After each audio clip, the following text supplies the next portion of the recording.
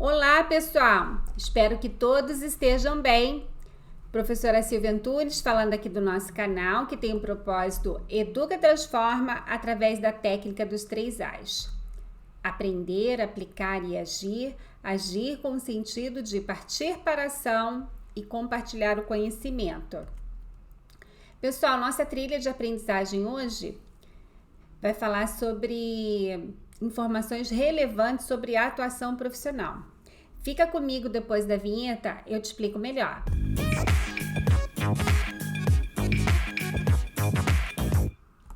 Então, pessoal, nessa trilha de aprendizagem, temos falado sobre finanças pessoais, finanças para empresas, e falando sobre contabilidade geral, curso, contabilidade gerencial, e falando também sobre a parte de tributos. Então, nada melhor do que trazer um contexto que tem a ver com o empreendedor, as empresas e o profissional contábil. Então, é o que nós vamos falar hoje. A contabilidade, ela tem um papel fundamental de apresentar as informações que são expressas através de demonstrações contábeis, que o administrador utiliza para atender o próprio conhecimento do negócio, o empreendedor, o empresário, para fins de fiscalização, atender leis e órgãos reguladores, usos em geral como para instituições financeiras, clientes, fornecedores. Por quê? Porque há todo um contexto, as compras, os estoques, a produção, o patrimônio da empresa, finanças, venda. Então, todo esse contexto aqui, a linguagem que é utilizada para comunicar, conforme a legislação estabelece, são as demonstrações contábeis. E há uma grande questão com relação à atuação profissional. Então, eu quis trazer esse conhecimento aqui hoje para você. Bom, o que nós temos aqui?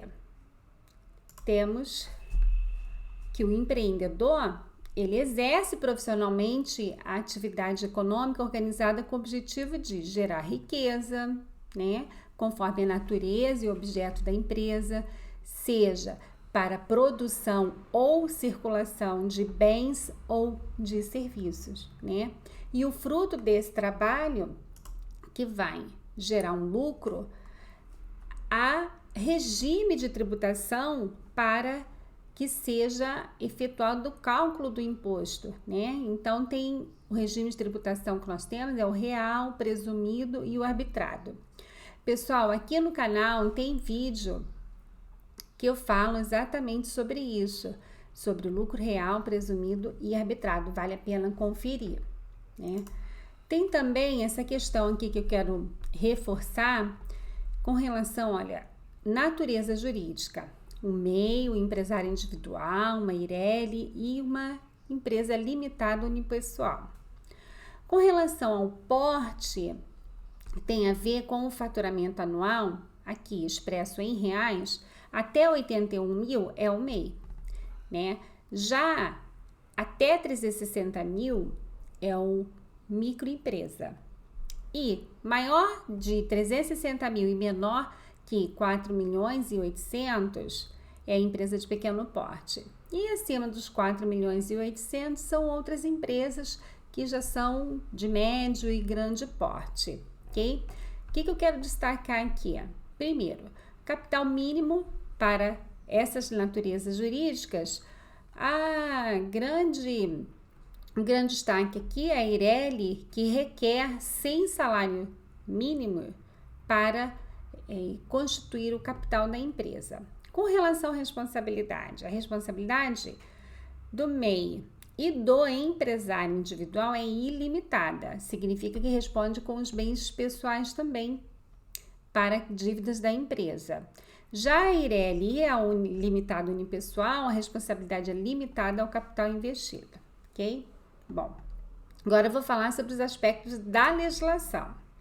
Legislação tributária no quanto ao descumprimento, Então, constitui crime contra a ordem tributária suprimir, reduzir tributo ou contribuição social e qualquer acessório mediante as seguintes condutas: omitir informação ou prestar declaração falsa às autoridades fazendárias, fraudar a fiscalização tributária, inserindo elementos inexatos ou omitindo operação de qualquer natureza em documento ou livro exigido pela lei fiscal. Há também falsificar ou alterar nota fiscal, fatura, duplicata, nota de venda ou qualquer outro documento relativo à operação tributável.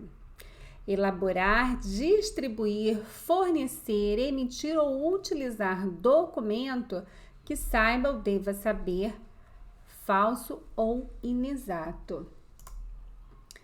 Negar ou deixar de fornecer, quando obrigatório, nota fiscal ou documento equivalente relativa à venda de mercadoria ou prestação de serviço efetivamente realizada ou fornecê-la em desacordo com a legislação.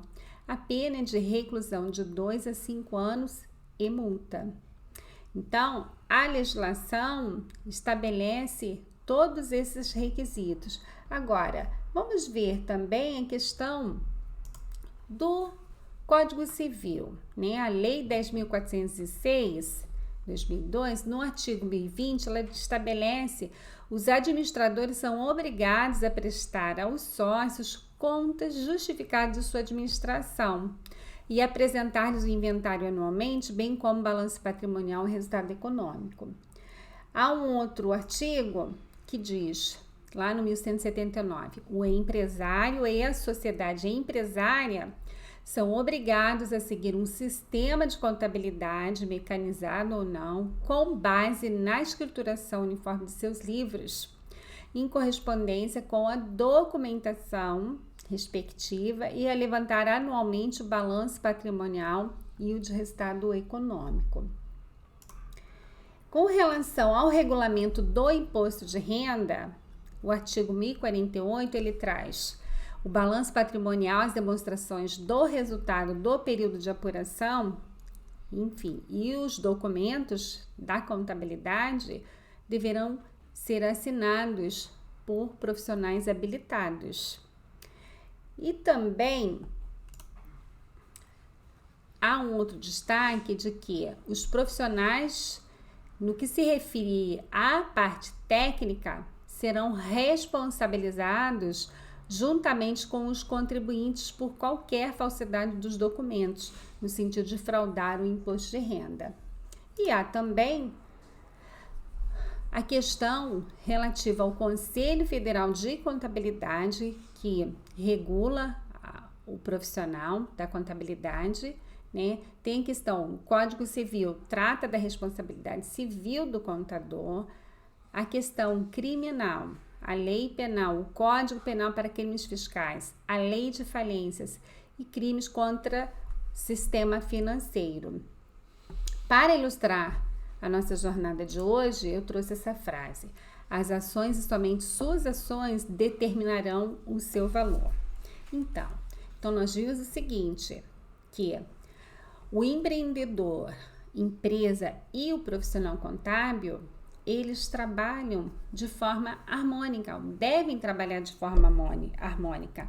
Porque a contabilidade é complexa, ela envolve vários departamentos, né? Tem vários temas que são tratados dentro da contabilidade e requer toda uma apuração correta perante a legislação para que não haja prejuízo para nenhuma das partes, seja para o empreendedor, o empresário, para o profissional, perante a legislação.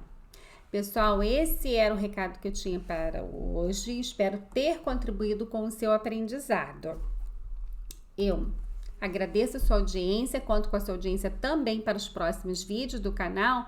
Peço que dê o seu like, que compartilhe esse vídeo, ajude a fortalecer o canal, assim a gente ajuda outras pessoas também.